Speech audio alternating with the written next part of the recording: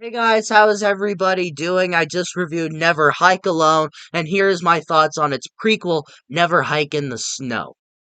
Right off with the positives of Never Hike in the Snow is I do like the snow, to where a lot of fans have actually said that would love to see a Friday the 13th take place in the snow because they're always known for their gory kills and they wanted to see the blood in the snow, and they definitely do that. And I also like how they utilize the snow, like everybody getting dressed up, there's kills in the snow, they're using it well and everything.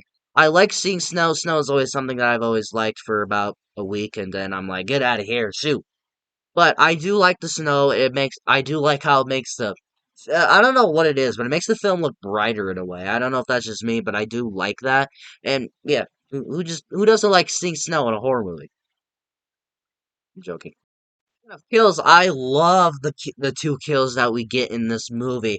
The gore and the kills in this movie are way better than Never Hike Alone. I do like the one kill that we get in Never Hike Alone with the guy getting an axe in his neck. But in the kills that we get in this movie are beautiful. Right off the bat, from the opening of this movie, from the first I don't know, 7, 8 minutes of this movie.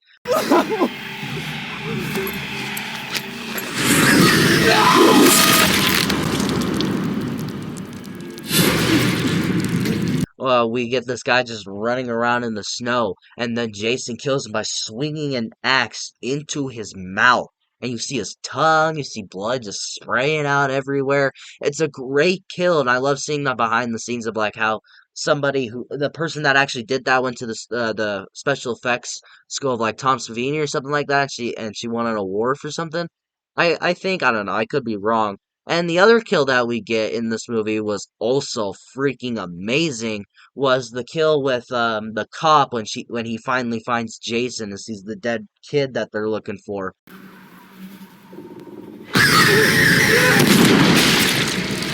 The lights go out and then Jason shows up right behind him, grabs the shotgun, puts it right up to his face, and then blows off his face and his head. Like that kill might be my favorite. I don't know. They're both really good, but I love both of them. They're both gnarly. They're both vicious as hell. But I will say this: the shotgun kill I could tell was a little CGI, but it didn't bother me too much. It was still awesome to watch.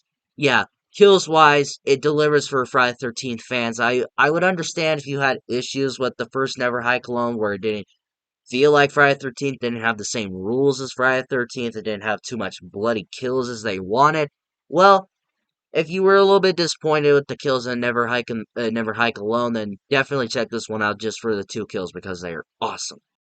Like not Vincent return in this movie. No, not Vincent DeZanti.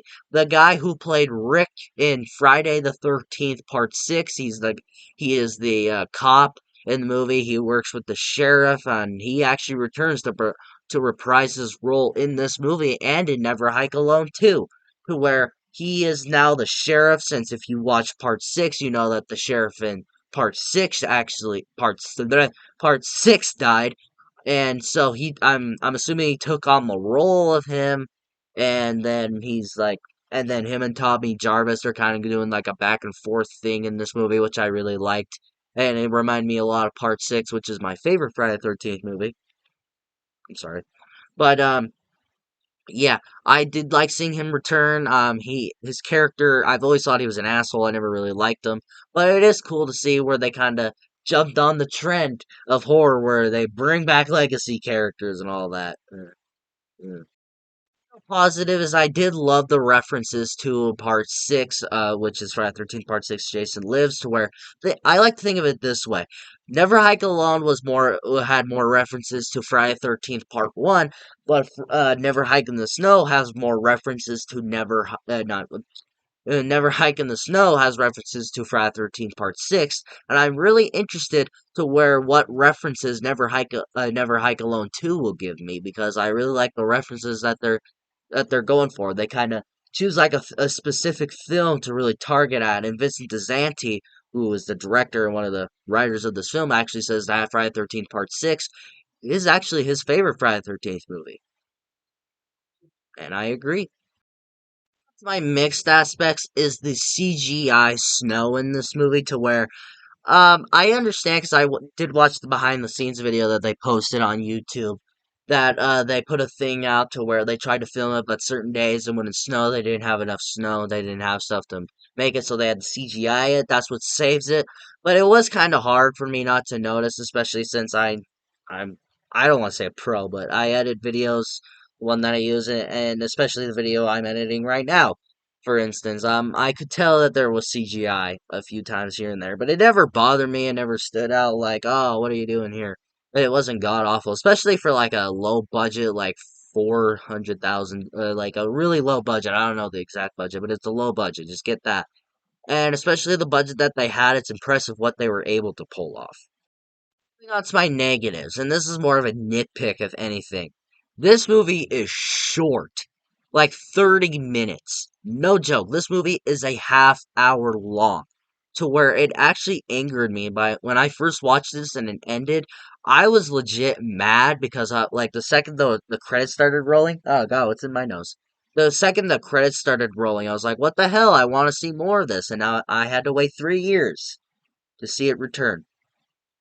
I really hope it's worth it because this 3 year long wait has been horrible.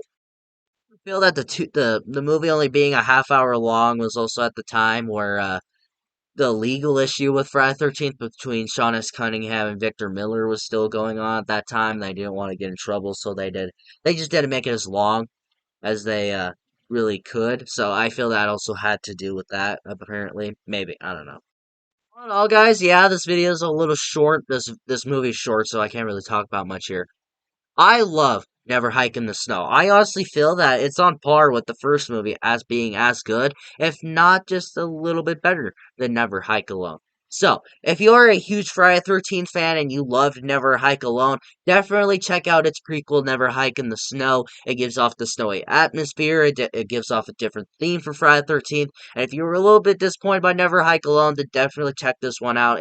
It will not take up much of your time. It'll only take up 30 minutes. And if you are able to find a physical copy of this movie like I do, then definitely go out and buy it. What do you guys think about Never Hike in the Snow? Have you seen it? What do you think about it? Do you like this movie? Do you not like this movie? Do you prefer it overnight, Never Hike Alone, or do you prefer Never Hike Alone? Let me know in the comments below and we will talk about it. And if you like this video, like it. If you loved it, subscribe, hit the bell notification so you will get notified for my latest videos. And of course, until my next video, I'll see you all next time.